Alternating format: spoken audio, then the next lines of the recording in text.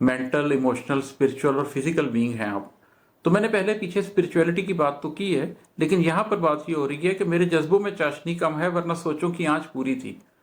कि सोचों की आंच आपकी पूरी होती है, फिक्र आपकी मुकम्मल तौर पर तरक्की कर चुकी होती है, लेकिन आपके जज्बों में वो चीज कई दफा नहीं पाई जाती। इसको मॉडर्न दुनिया को जो समझते हैं लोग, उनको इस हवाले से भी मैं समझा सकता हूँ कि लोग हैं जिनका आईक्यू बड़ा डेवलप कर जाता है, लेकिन उनका ईक्यू डेवलपमेंट नहीं हुई होती, इमोशनल क्वेश्चन उनका डेवलप नहीं हुआ होता। हम जब 40-40 साल के मैनेजर्स को एम्पैथी बढ़ाने की कोशिश कर रहे होते हैं, तो हम उस वक्त रियलाइज कर रहे होते हैं इस बात को कि इन लोगों की वो इमोशनल डेवलपमेंट ही नहीं हुई जो एक स्टेज के ऊपर जरूरी थी। तो जैसे ये चीज जरूरी है कि शूर के साथ आपका कल्ब मौजूद हो, वैसे ये चीज भी जरूरी है कि शूर के साथ आपके जज्बे भी मौजूद हो। मेरे जज्बों में चाशनी कम है, वरना सोचों की आंच पूरी थी। और है कि तुझको खोया तो पा लिया खुद को, तुझको खोया तो पा लिया खुद को, जीस्त में ये कमी जरूरी थी। अब ये शेर वो जिंदगी में वो तमाम लोग जिन्होंने कुछ खो के कुछ पाया होता है वो इस शेर को समझ सकते हैं।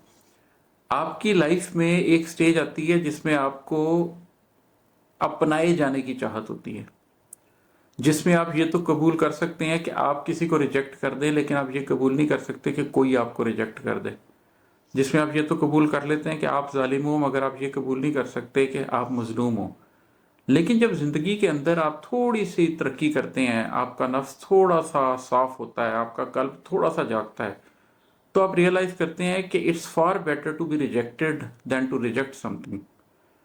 It's far better to be मजलूम, to be suppressed, to be oppressed, than to be somebody who is doing the zulm, who is oppressing।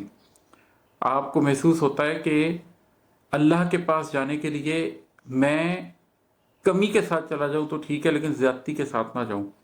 लेकिन ये हो नहीं पाता जब तक आप दुनिया में मादी तौर पर कुछ इंसानों को, कुछ चीज़ों को, कुछ तरक्कियों को ज़ाया होते ना देखें और अपनी ज़ात की तश्कील ना कर लें।